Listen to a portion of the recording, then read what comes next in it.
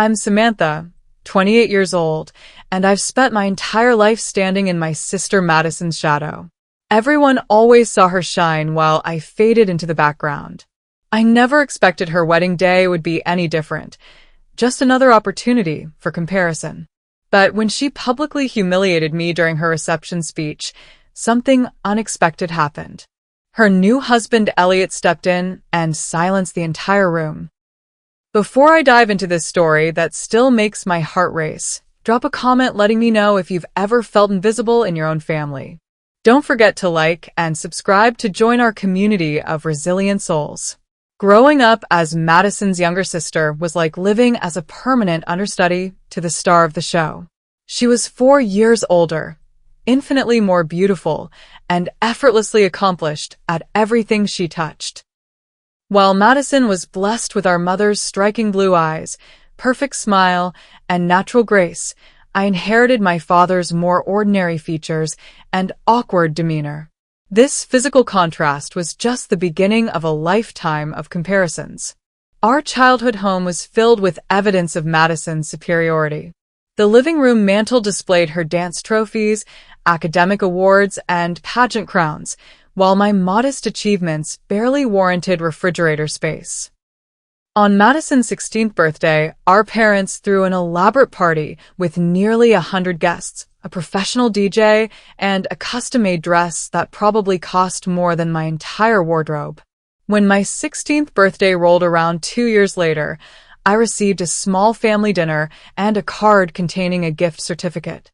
"We're just a bit stretched this year, sweetie," my mother explained while simultaneously planning Madison's extravagant college graduation celebration. School provided no refuge from these comparisons. Teachers who had Madison first always gave me that look, part disappointment, part pity, when I failed to meet the standard she had set. Madison was such a natural at calculus, my math teacher commented during a parent-teacher conference. Samantha clearly needs to apply herself more. The fact that I maintained a solid B+ average while managing my severe test anxiety was never acknowledged. Meanwhile, Madison's A's were celebrated with dinner outings and public praise. When I discovered photography in high school, I finally found something that felt uniquely mine. I saved up for my part-time job to buy my first real camera, and I spent hours learning techniques, practicing shots, and developing my eye. When I showed my parents my first photo exhibition at a local coffee shop, my father glanced at the images and said, "That's a nice hobby, Sam. But you should focus on something that could become a real career, like Madison's marketing degree." That stinging dismissal stayed with me as I stubbornly pursued photography anyway, eventually building a modest freelance business shooting weddings, family portraits, and the occasional small commercial job. Meanwhile, Madison ascended quickly through the ranks at a prestigious marketing firm, becoming their youngest executive at 29. Her career achievements were announced at family gatherings like breaking news, while my photography clients and creative growth went unmentioned. My personal life fared no better than my professional one. Madison dated the captain of the debate team in high school, followed by the student body president in college, and then a series of increasingly successful professionals. I had fewer relationships, each one ending with some variation of the same problem: my insecurity. My most recent boyfriend, Derek, broke things off after 8 months with brutal honesty. "I can't be with someone who needs constant reassurance, Sam. It's exhausting always telling you that you're good enough." What Derek never understood was that I'd spent my entire life being told, explicitly and implicitly, that I wasn't good enough. Those messages don't disappear overnight. When Madison announced her engagement to Elliott Bennett, a successful architect from a well-connected family, nobody was surprised. It was exactly the kind of perfect match everyone expected for her. The engagement party was held at an exclusive country club, and I arrived alone, having been single for 3 months since Derek's departure. "Samantha." Madison air-kissed my cheeks when I arrived. "I was worried you wouldn't make it. You look comfortable." Her eyes flicked dismissively over my best dress, the one I'd spent 2 weeks' worth of photography earnings to purchase specifically for this event. "Congratulations, Madison," I said sincerely because despite everything, I did want her to be happy. "I can't wait to meet Elliott." Meeting Elliott was the first surprise in what would become a series of unexpected moments. While Madison circulated among guests, Elliott actually took time to talk to me, asking thoughtful questions about my photography. "Madison mentioned you're a photographer," he said, sipping his champagne. "What kind of work do you do?" When I hesitantly showed him my portfolio on my phone, expecting the usual polite disinterest, he studied each image with genuine attention. "These are remarkable, Samantha," he said, lingering on a black and white landscape I'd taken during a rare personal trip to Montana. "You have a unique perspective.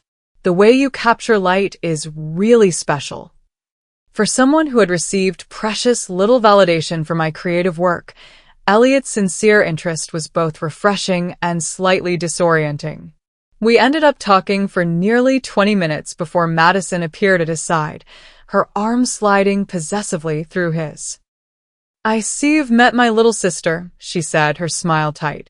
"Don't let her bore you with all her photography talk." "Not at all," Elliott replied easily. "Samantha's quite talented.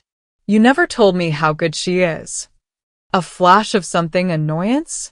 Jealousy crossed Madison's face before she laughed lightly. "Oh, Sam's always been creative. Come on, honey, my boss just arrived and you have to meet him." As they walked away, I caught Elliott glancing back at me with a small, kind smile. It was the first time I could remember someone in Madison's orbit recognizing something valuable in me that she had missed. Despite years of living in her shadow, I felt genuinely happy that my sister had found someone who seemed not only successful, but also kind. I just never expected that kindness would eventually extend to me in ways that would change everything. The months leading up to Madison's wedding were a masterclass in subtle degradation. It started with the bridesmaid invitation, delivered over brunch with our mother present. "Of course I want you in my bridal party, Sam," Madison said, sliding an elaborate invitation box toward me. "You're my sister, after all." The implied obligation in her tone wasn't lost on me, but I was genuinely touched to be included. My eyes welled up slightly as I opened the beautiful custom box containing a miniature bottle of champagne and a card asking, "Will you be my bridesmaid?" "Thank you, Madison. This means a lot to me," I said, my voice thick with emotion. "Don't cry, Samantha," Madison said sharply. "It's just a bridesmaid invitation, not a marriage proposal. Though I suppose those might be equally rare for you." She laughed, and our mother joined in with an uncomfortable chuckle. Later that day, I learned that Madison had asked her college roommate Rachel to be her maid of honor. When I asked her about it privately, trying to mask my hurt, she sighed dramatically. "Sam, being maid of honor requires organization, attention to detail, and reliability. After that disaster with Cousin Katie's baby shower you planned last year, I just couldn't risk it. This is my wedding day we're talking about."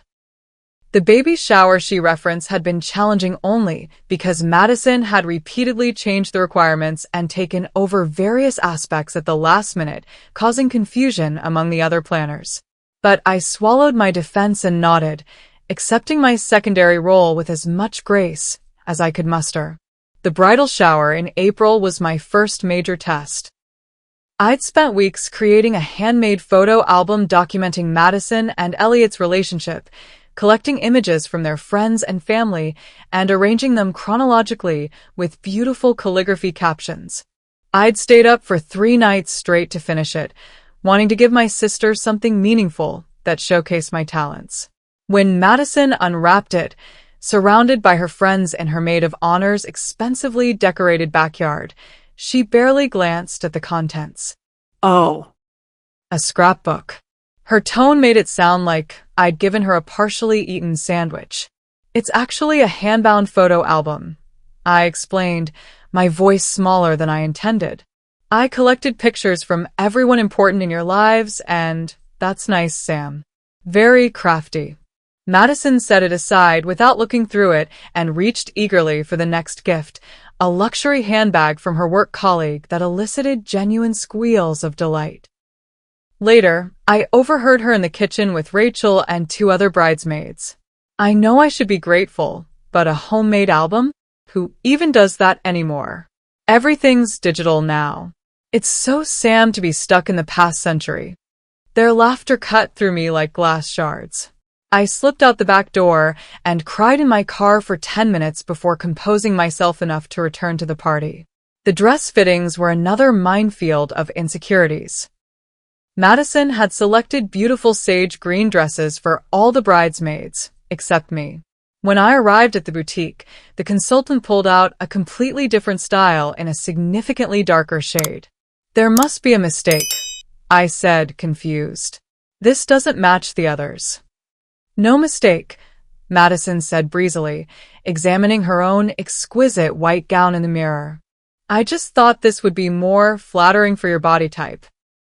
The other style would emphasize certain areas you might want to downplay. She made a vague gesture toward my hips and stomach. I felt my face flush with embarrassment as the other bridesmaids exchanged glances. Madison, I'd really prefer to wear the same dress as everyone else, I said quietly. Trust me, Sam. I'm doing you a favor. You'll thank me when you see the photos. The alterations appointment a month later was even worse. Madison insisted on attending and continuously made suggestions to the seamstress. Can you take it in more at the waist? Add more structure to the bodice? Maybe we could add a little jacket. By the time the alterations were complete, the dress was less flattering than it had been originally, making me look matronly and frumpy while the other bridesmaids would look youthful and elegant. The bachelorette weekend in Miami should have been a chance to bond, but it quickly became clear that I was an afterthought. Despite having helped plan activities that Madison would enjoy, I found myself repeatedly excluded. We only reserved 6 spots for the yacht excursion, Rachel explained apologetically when I noticed my name missing from the list. Madison thought you wouldn't mind sitting that one out since you get seasick. I hadn't been seasick since I was 12, a fact Madison well knew. That night, while getting ready for dinner, I overheard Madison in the adjoining hotel room. Mom practically insisted I include Sam in everything, she was saying to someone. You know how she is, but she's your sister, Madison. As if that obligates me to have her hovering around looking miserable in all my bachelorette photos. At least she's not in the yacht pictures. I pressed my hand against my mouth to keep from making a sound as tears streamed down my face. The systematic exclusion continued throughout the weekend, with inside jokes I wasn't part of and activities I learned about only through Instagram posts after they happened. By the time the rehearsal dinner arrived the night before the wedding, I was emotionally exhausted from months of subtle and not-so-subtle put-downs. The event was held at an upscale restaurant with a magnificent view of the city skyline. I was seated far from the main wedding party, at a table with distant relatives and friends' partners. During a moment when I stepped outside for air, Elliott appeared beside me on the terrace. Everything okay, Samantha? He asked, his voice concerned. Fine, I replied automatically. Just needed some fresh air. You've seemed subdued throughout all the wedding events. He hesitated. I hope you know how much it means to have you as part of our day. The sincerity in his voice nearly broke my carefully constructed composure. Before I could respond, Madison appeared, her eyes narrowing slightly at finding us alone together. There you are, honey. The toasts are about to start. She looped her arm through his possessively. To me, she added, you should come inside too, Sam. Try to look happy for once. It's not your funeral. It's my wedding. As they walked away, I seriously considered not showing up the next day. I could claim illness, food poisoning, anything to avoid another day of being Madison's emotional punching bag. But the thought of the family fallout, the disappointment, and the confirmation of Madison's narrative that I was unreliable kept me from acting on the impulse. Instead, I returned to my seat, practiced my camera smile, and prepared for what would undoubtedly be one of the most challenging days of my life. The morning of Madison's wedding dawned with picture-perfect weather, as if even the universe conspired to give her the flawless day she expected. I arrived at the luxury hotel suite at 7 a.m. sharp, garment bag in one hand, professional-grade makeup kit in the other. As a photographer, I'd picked up enough beauty techniques to do my own makeup for client meetings and the occasional date. I'd spent hours practicing the exact look that would photograph well without drawing attention away from the bride. The suite was already buzzing with activity. The hairstylist was setting up her station, the makeup artist unpacking her supplies, and Rachel directing the placement of champagne flutes and breakfast pastries with military precision. Madison sat in the center of it all like a queen holding court, already wearing her monogrammed silk robe, her hair in Velcro rollers. "Sam, finally," she said, glancing at her diamond-encrusted watch, though I was exactly on time. "You can put your things in the corner. We need the main area clear for photos." I nodded and moved toward the designated corner, which was actually partially in the bathroom. Rachel intercepted me with a tight smile. "The photographer will be here in 30 minutes for getting ready shots," she informed me. "Madison thought it would be best if you get dressed last since your dress is different. For continuity in the photos." Translation: I was to be excluded from as many professional photos as possible. "Actually," I began, summoning courage from some hidden reserve. "As a photographer myself, I know that." "Sam, please don't start with your amateur photography advice," Madison interrupted from across the room. "We've hired the best wedding photographer in the city. Just follow the schedule Rachel created." The dismissal was so casual, so complete, that the other bridesmaids didn't even register it as unkind. They continued chatting excitedly, sipping mimosas and taking selfies. I retreated to my corner, unpacked my dress, and waited my turn for hair and makeup. 3 hours later, all the bridesmaids were being fussed over by the styling team while I sat scrolling through my phone. Finally, the makeup artist approached me. "You must be the sister," she said kindly. "I'm Tina. Let's get you ready." As she worked, I closed my eyes and tried to center myself. I was here for Madison. This was her day. I could endure anything for 24 hours. "You have gorgeous bone structure," Tina commented as she applied contour. "And your eyes are such a unique shade of green." "Thank you," I replied, surprised by the compliment. "Tina, focus on fixing her uneven eyebrows," Madison called from across the room where she was having her hair styled. "And maybe go heavier on the foundation to cover those freckles." I saw Tina's expression flicker with discomfort, but she professionally adjusted her approach, without commenting. When she finished and I looked in the mirror, I barely recognized myself beneath the heavy makeup that Madison had essentially dictated. "Is it possible to lighten it a bit?" I asked quietly. "Don't touch it, Tina," Madison instructed before the makeup artist could respond. "Trust me, Sam, you need that coverage for the professional photos." I swallowed my objection and thanked Tina for her work. Once all the bridesmaids were dressed in their matching sage gowns, I slipped into the bathroom to put on my darker, matronly version. Looking in the mirror, I could see exactly why Madison had chosen this dress for me. Next to the others, I would look like a chaperone rather than a sister. As the bridesmaids gathered for pre-ceremony photos, my mother appeared at my side. She looked elegant in her silver mother-of-the-bride dress, her makeup flawless, and her hair expertly styled. "You look nice, Samantha," she said, though her eyes reflected uncertainty about the heavy makeup and unflattering dress. She lowered her voice. "I know Madison can be difficult, but today is so important to her. Please try to be understanding if she seems stressed." I recognized the familiar pattern. Madison's behavior excused, my feelings invalidated, all in the name of keeping the peace. "I've been understanding for 30 years, Mom," I replied, more sharply than intended. Seeing her face fall, I softened. I'll be on my best behavior. I promise. That's my girl. She patted my cheek. Your father and I appreciate how supportive you're being. The irony of being praised for tolerating mistreatment wasn't lost on me, but I forced a smile and nodded. As my mother walked away, the wedding planner began organizing us for the procession to the ceremony location in the hotel's garden.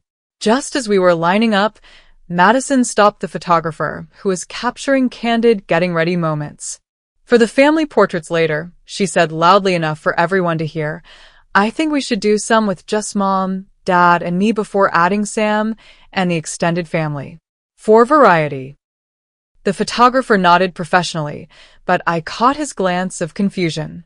It was standard to photograph the complete immediate family together first.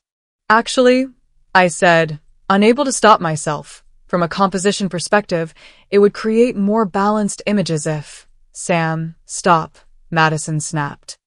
Not everyone wants photography advice from someone who shoots budget weddings for couples who can't afford real professionals. The room went silent. Even Rachel looked uncomfortable with this direct attack on my livelihood.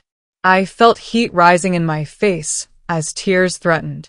Without a word, I excused myself and headed for the nearest bathroom, locking the door behind me.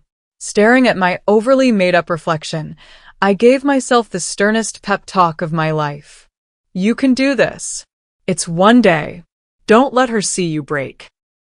Just get through the ceremony, the reception, and then you can go home and never attend another family function if you choose. A soft knock interrupted my self-coaching. Just a minute, I called, quickly dabbing at my eyes with a tissue, careful not to smudge the industrial-strength makeup. Take your time, dear, came an unfamiliar elderly voice. These fancy hotel bathrooms always confuse me too. When I opened the door, I found a tiny, elegant woman with silver hair and kind eyes. She smiled at me, and something about her face seemed vaguely familiar. You must be Samantha, she said warmly. Elliott's grandmother, Beatrice. I recognize you from the photos Elliott showed me. Elliott showed you photos of me? I asked, confused. Of course. He speaks very highly of your photography talent. Said you have an exceptional eye for capturing genuine emotion. His words, not mine, though I agree completely. Her kindness was so unexpected that I felt tears threatening again. I blinked them back rapidly. That's very kind of him to say. Kindness runs in that boy's family, Beatrice said with a wink. His grandfather and I just celebrated 60 years of marriage, and do you know the secret? She leaned closer conspiratorially. Dignity. Treating each other with dignity, even during disagreements. Especially during disagreements. She patted my arm gently. You have dignity, Samantha. Don't let anyone take that from you today. With that enigmatic advice, she excused herself to find her seat for the ceremony. Her words resonated deeply as I rejoined the bridal party, standing straighter despite the unflattering dress. Dignity. I could maintain my dignity regardless of how Madison treated me. With that thought firmly in mind, I took my place in line, prepared to walk down the aisle with as much grace as I could muster. The garden ceremony space was transformed into something from a fairy tale. White roses and hydrangeas cascaded from archways, crystal chandeliers hung from sturdy oak branches, and a white carpet runner led to an elaborate floral arch where Elliott waited with the officiant and groomsmen. Hundreds of guests were already seated in white Chiavari chairs, a string quartet playing softly in the background. One by one, the bridesmaids processed down the aisle, each paired with a groomsman. As I began my solo walk, Madison had claimed there weren't enough groomsmen for me to have a partner. I kept my eyes forward, focusing on maintaining the practiced smile I'd perfected over years of family gatherings. When I passed Elliott, he caught my eye and gave me a genuine, warm smile, not the polite acknowledgement I expected, but something more personal. That small kindness helped me make it to my place in the lineup without faltering. Then came the moment everyone was waiting for. The quartet transitioned to the wedding march, guests rose to their feet, and Madison appeared on our father's arm. She was, without exaggeration, breathtaking. Her custom gown featured hand-embroidered lace, a sweeping train, and thousands of tiny crystals that caught the sunlight. Our father looked both proud and slightly intimidated by the vision beside him. During the ceremony, I watched Elliott's face as he recited his vows. The love in his eyes was unmistakable, and for all her faults, I knew Madison had found someone who truly adored her. When they were pronounced husband and wife, I applauded with genuine happiness for them both, momentarily forgetting my own hurt feelings in the beauty of the moment. The cocktail hour that followed was held in the hotel's lavish courtyard. While Madison and Elliott took photos with family, including the separate ones without me that Madison had insisted upon, I found myself drifting between groups of guests, belonging to none. Whenever I approached a conversation circle, it would mysteriously close before I could join, or the topic would shift to something excluding me. "Samantha, there you are," called my Aunt Judith, motioning me over to where she sat with two other relatives. Grateful for the invitation, I joined them. "So," Aunt Judith began, looking me up and down, "no +1 today? What happened to that nice young man you brought to Christmas? Derek, was it? We broke up a few months ago," I admitted. "Such a shame. He seemed like he had good prospects." She sighed dramatically. "And how's that photography hobby going? Still doing that instead of finding a real career?" "It's not a hobby, it's my profession," I corrected gently. "I'm actually booking quite steadily now."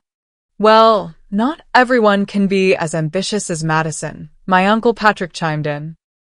"Some people are just more creative types." He said creative like it was a terminal diagnosis. I excused myself as quickly as politeness allowed and found a quiet corner near a spectacular flower arrangement. From this vantage point, I could observe without participating, a skill I'd honed to perfection over the years. When the wedding planner began ushering guests toward the ballroom for the reception, I followed the crowd, clutching my small evening bag like a lifeline. The reception space was even more elaborate than the ceremony. Crystal centerpieces towered over each table, custom lighting created a romantic ambience, and a massive dance floor gleamed in the center of the room. I searched for my name card at the family table near the front, but couldn't find it.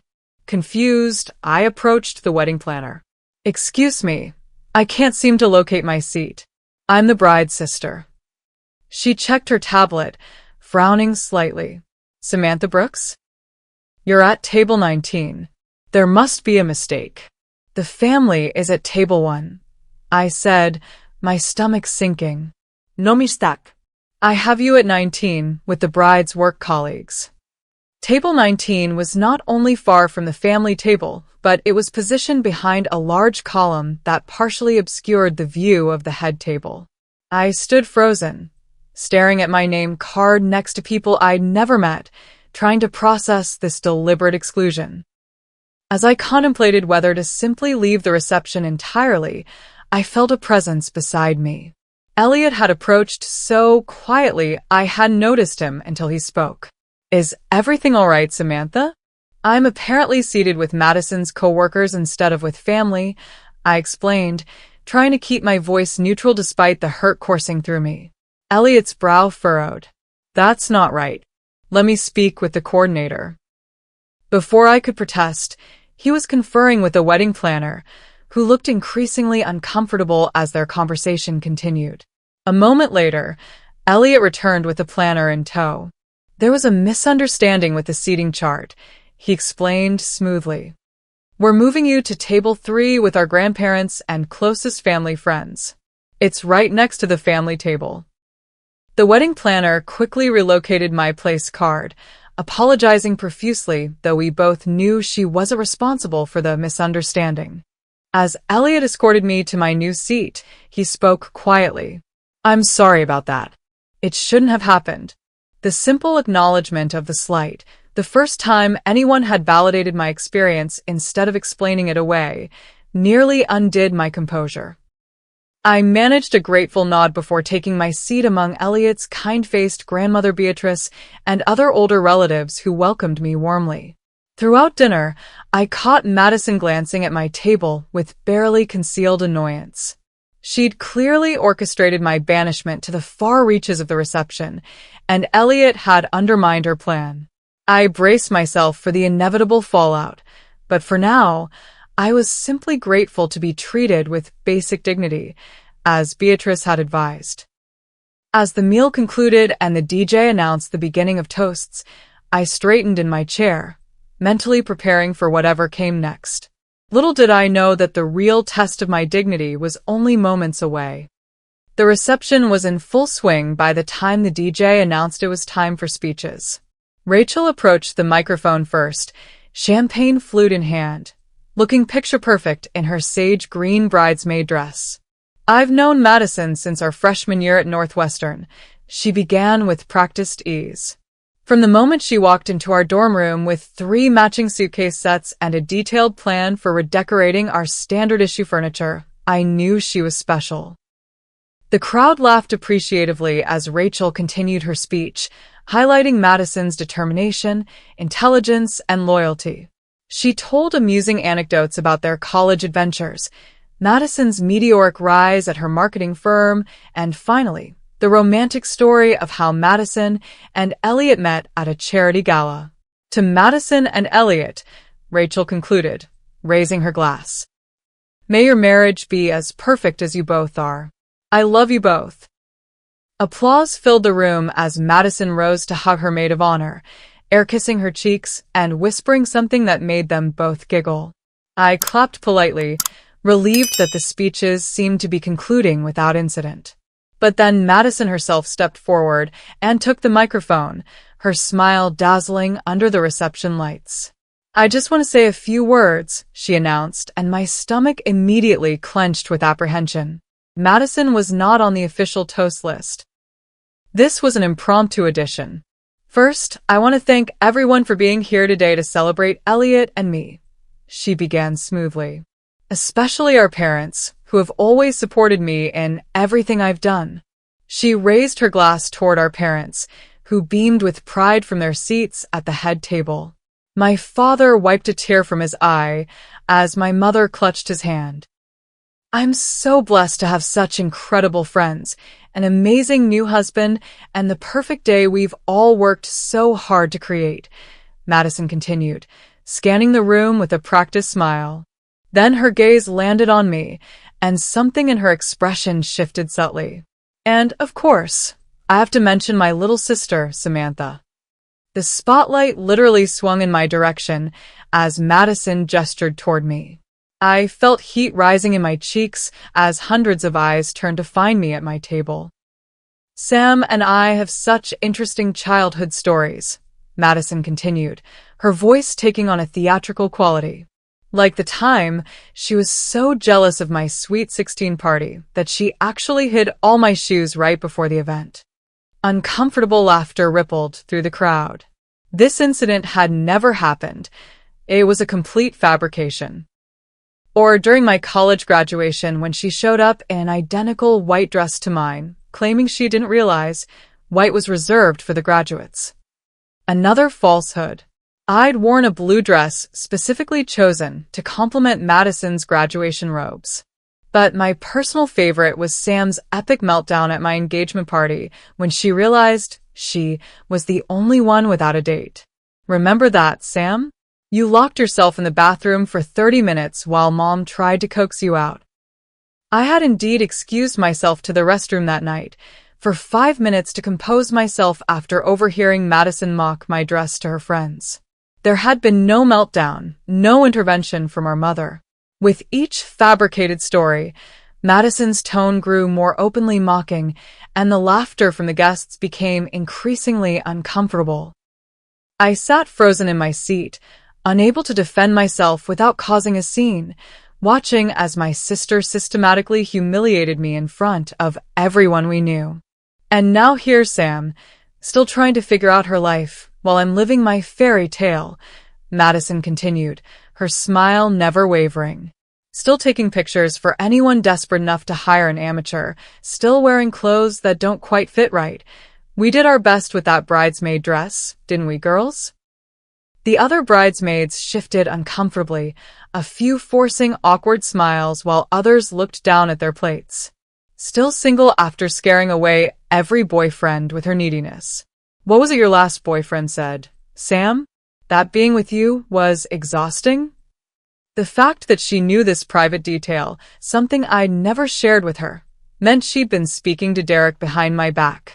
The betrayal of that realization was almost worse than the public humiliation. "I guess not all sisters can be blessed with beauty and brains," Madison concluded with a theatrical sigh. "Poor Sam, still figuring her life out while I'm living my fairy tale." The room had fallen completely silent.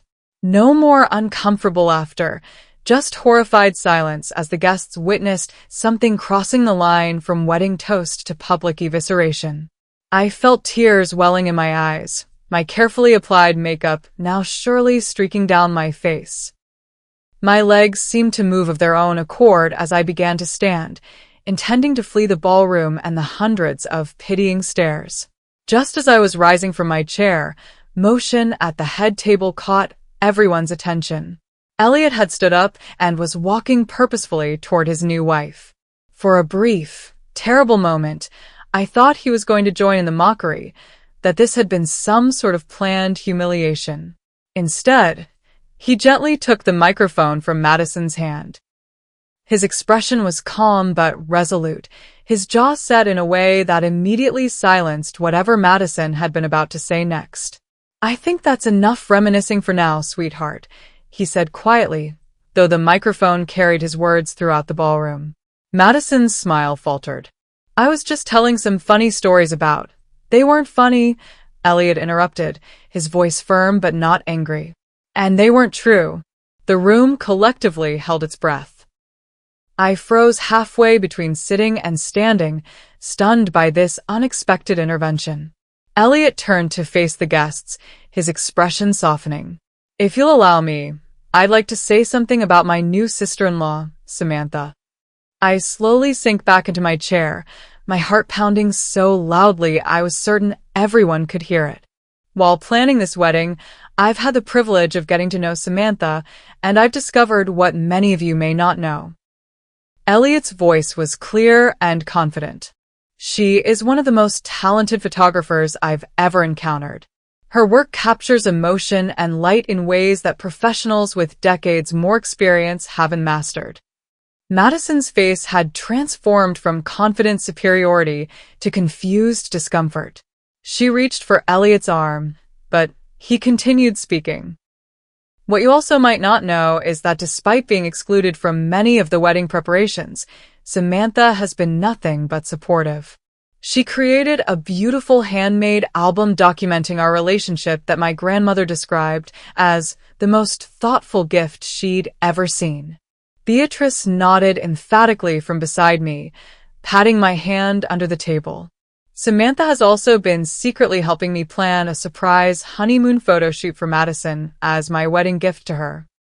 Spending hours researching the best locations in Bali, connecting me with local photographers for recommendations, and creating a detailed shot list to ensure Madison looks her absolute best." Madison's expression shifted from discomfort to shock. This was clearly news to her. That's the kind of sister Samantha is, someone who uses her talent to support others even when she's not appreciated. Elliott paused, his gaze sweeping the room.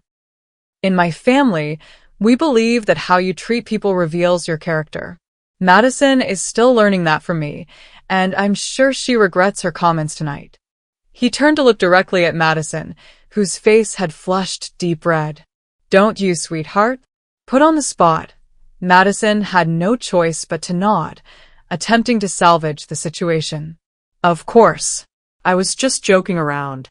Sam knows that." But everyone in that ballroom knew the truth. There had been no joke. Only cruelty that had backfired spectacularly. Elliott raised his glass.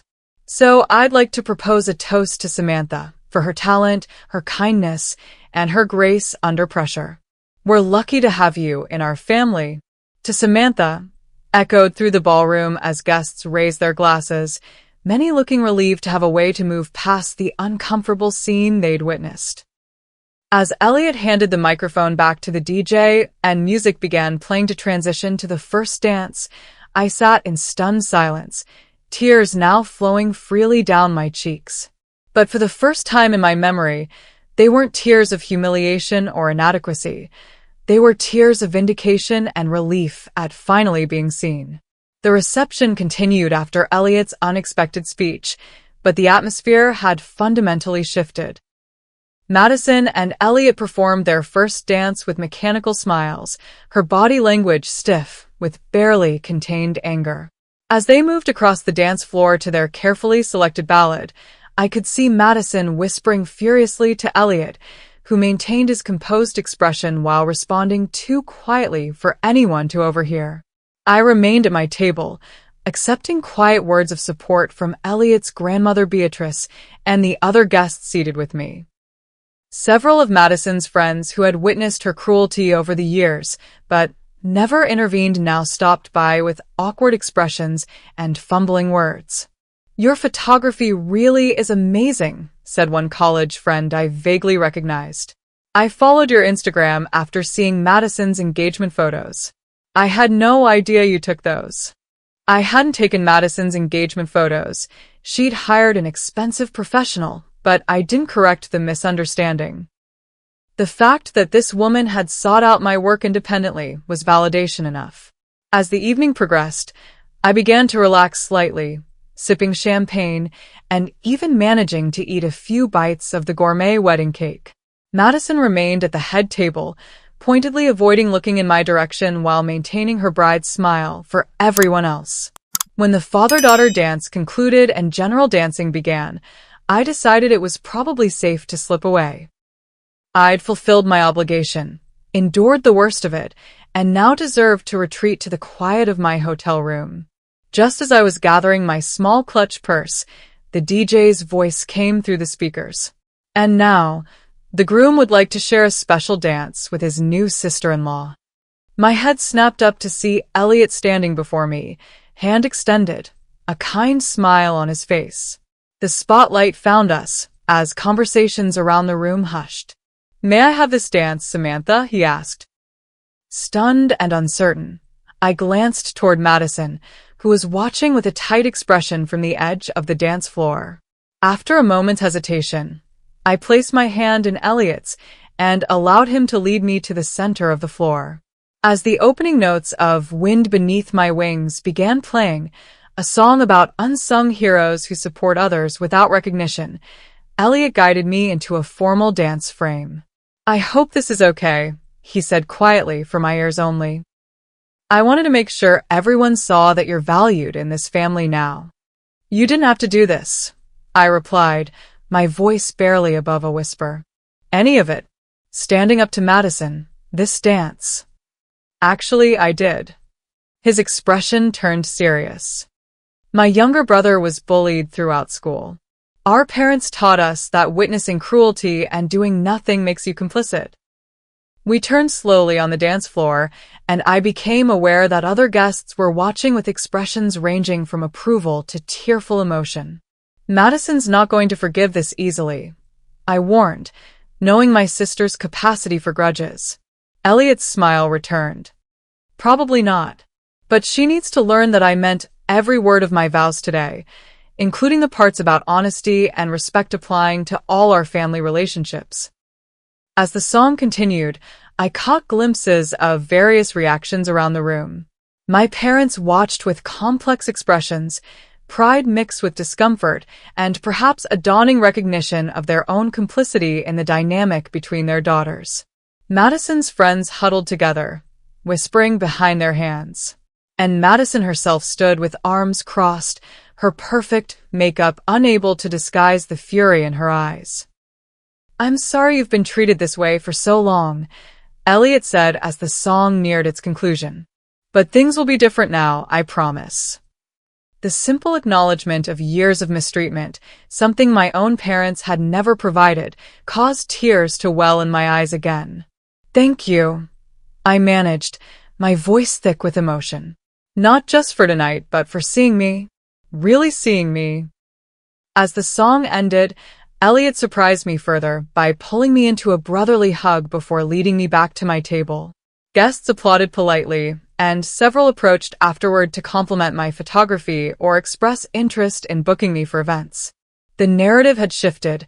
I was no longer just Madison's plain sister, but a talented professional who had been unfairly maligned. For the remainder of the reception, I noticed a remarkable change in how people interacted with me. Conversations didn't stop when I approached. People asked genuine questions about my work. A distant cousin even apologized for never challenging Madison's characterization of me over the years. Most surprising was the approach of my father late in the evening. He awkwardly took the seat beside me during a slow dance, fiddling with his bow tie in the way he always did when emotional conversations loomed. "You know," he began hesitantly, "I always thought your photography was just a phase. Something you'd grow out of." I braced myself for another dismissal of my chosen career. "But Elliott showed me your portfolio last week." "Really showed me, made me actually look at it." He cleared his throat. "It's extraordinary, Sam. The way you capture people, it's a gift." "Thank you, Dad," I replied, genuinely touched by this belated recognition. "I haven't always been fair to you," he continued, staring at his hands. "Your mother and I. We thought Madison needed more attention because she was so demanding, but maybe we got it backward." Before I could respond to this unprecedented acknowledgement, Madison appeared before us, her smile brittle. "Daddy, they're about to do the bouquet toss. I need you for photos."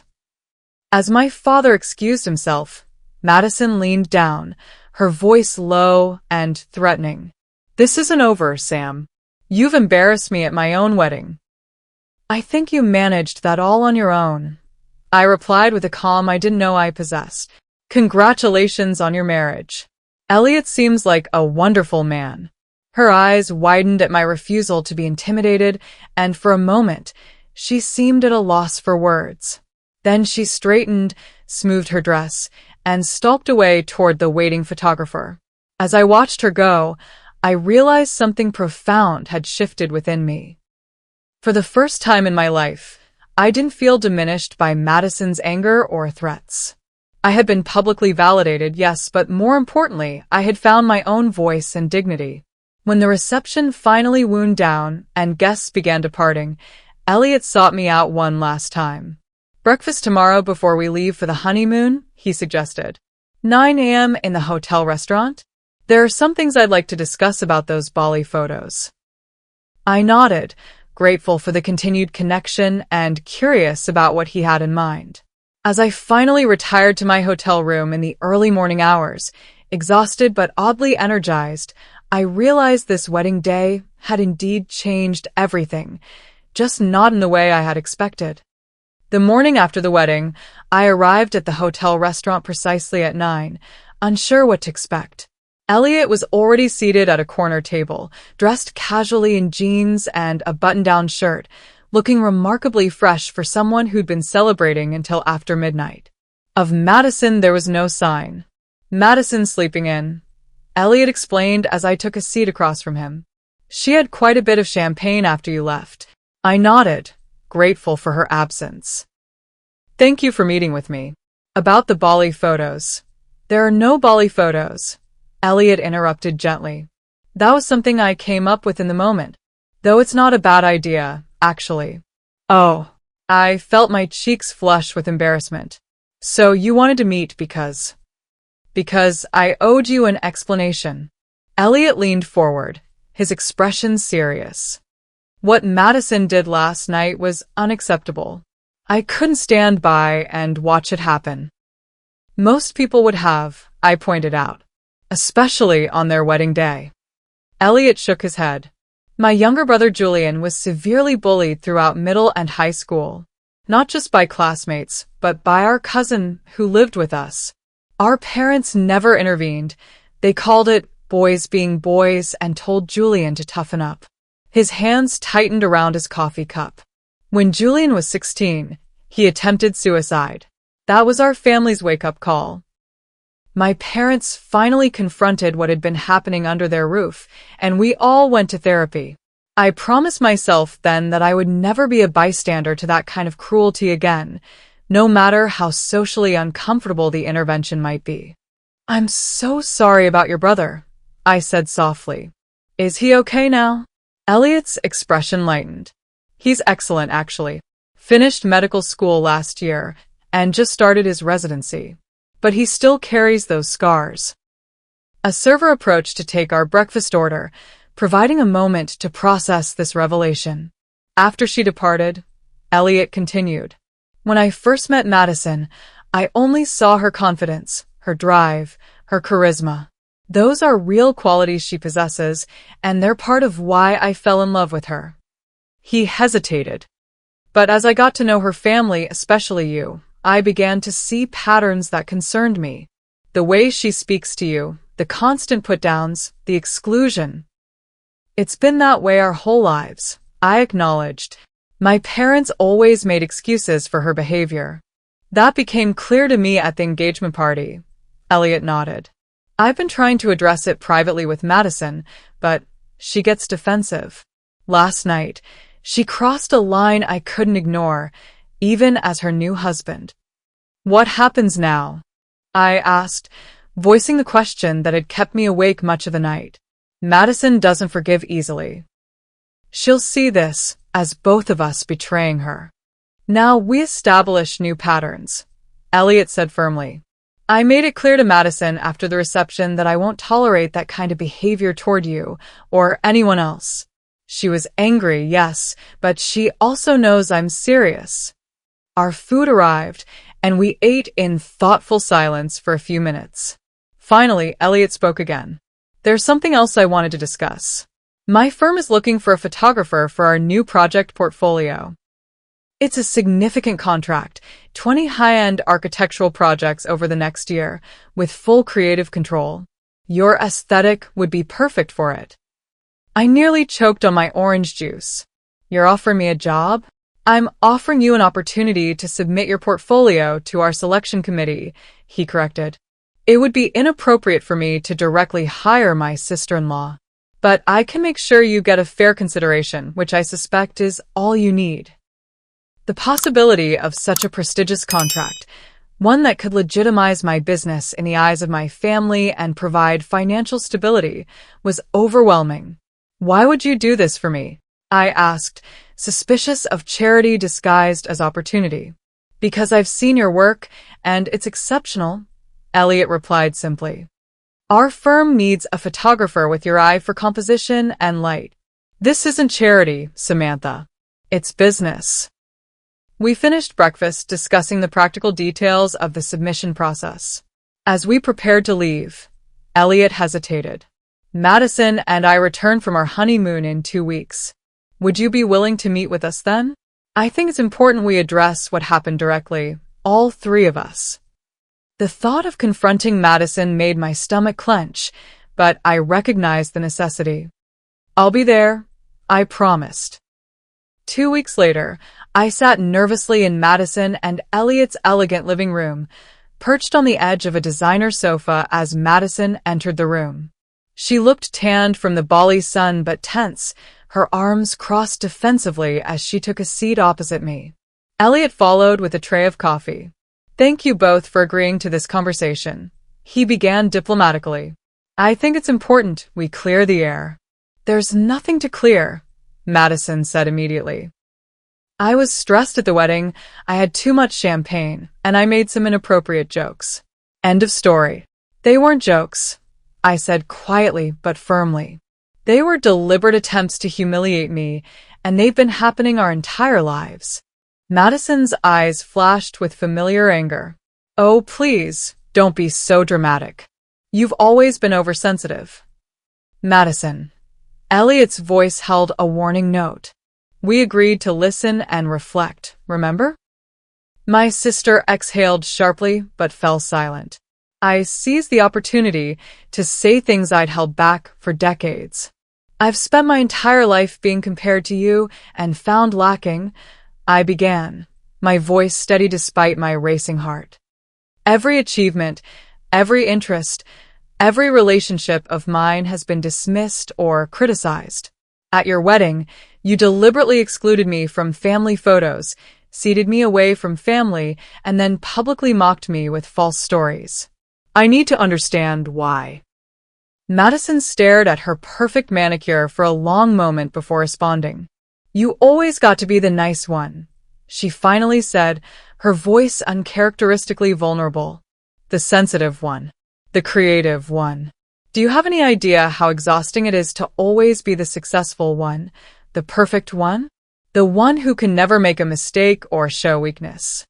So, you tore me down to feel better about the pressure you felt? I asked, genuinely trying to understand. I don't know. Madison looked away. Maybe. It just became our dynamic. And then it was easier to keep you in that box. Elliott remained silent, allowing us this long overdue conversation. I never wanted to compete with you, I told her. I just wanted to be valued for who I am. Well, you certainly got that at my wedding, Madison replied bitterly. Everyone's talking about how wonderful you are now. That's not what I wanted either, I insisted. I never wanted to humiliate you.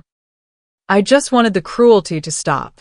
The conversation continued for nearly 2 hours, oscillating between defensive accusations and moments of genuine vulnerability. There was no dramatic reconciliation, no tearful hugs or instant forgiveness, just the beginning of honest communication between two deeply disconnected sisters. As I prepared to leave, Madison stopped me at the door. The architectural photography contract. Elliott said you're submitting your portfolio. I tensed, expecting a dismissive comment about my qualifications. Your urban landscapes are your strongest work, she said instead. Make sure to feature those prominently. It wasn't an apology, but it was something, acknowledgement of my talent and a small attempt at constructive support rather than undermining. Thank you, I replied, genuinely surprised. I will. The following months brought gradual but significant changes. I did indeed win the architectural photography contract, which led to other high-profile jobs and financial stability I'd never experienced. My parents, perhaps prompted by Elliott's example, began showing genuine interest in my career, even attending a gallery showing of my work in November. Madison and I established a cautious new relationship, not instantly close or completely healed, but marked by growing mutual respect. Our conversations became less loaded with old patterns, and while she occasionally slipped into critical comments, she caught herself more often than not. The most surprising change came during Thanksgiving dinner at our parents' house. As we gathered around the table, my father raised his glass for a toast. I want to acknowledge something important, he began, uncharacteristically emotional. Your mother and I haven't always been fair to both our daughters. We enable dynamics that hurt our family, and for that, we apologize. My mother dabbed at her eyes as she added, We're so proud of both of you for different reasons, as it should be. Madison's drive and accomplishments, and Samantha's creativity and compassion. We should have celebrated your differences instead of creating competition. Madison and I exchanged glances across the table, hers surprised, mine grateful. Elliott squeezed my hand under the table in silent support. Later that evening, as I helped clear dishes, Madison approached me in the kitchen. I've been seeing a therapist, she admitted quietly. Elliott suggested it after the wedding. I'm learning that my need to put you down comes from my own insecurities. We all have insecurities, I acknowledged. I've spent years believing I wasn't good enough because I wasn't you. Madison's expression softened. And I've spent years terrified of not being perfect, of losing the one thing I thought made me special in this family. We weren't instantly best friends. Decades of patterns don't dissolve overnight. But standing in our parents' kitchen, I realized something profound. I no longer needed Madison's approval to feel worthy. I had found my voice, my confidence, and my place, not in her shadow, but in my own light. The wedding that I had dreaded as another exercise in humiliation had instead become the catalyst for transformation, not just for me, but for our entire family. Elliott's refusal to be a bystander had broken a cycle that might otherwise have continued indefinitely. As I drive home from family gatherings now, I no longer rehearse all the ways I fell short or replay cutting remarks in my mind. Instead, I focus on the genuine connections I'm building. With my parents, with Madison, and with myself. Have you ever stood up for someone being mistreated, even when it was socially uncomfortable to do so? Or have you been the person someone unexpectedly defended? I'd love to hear your stories in the comments below.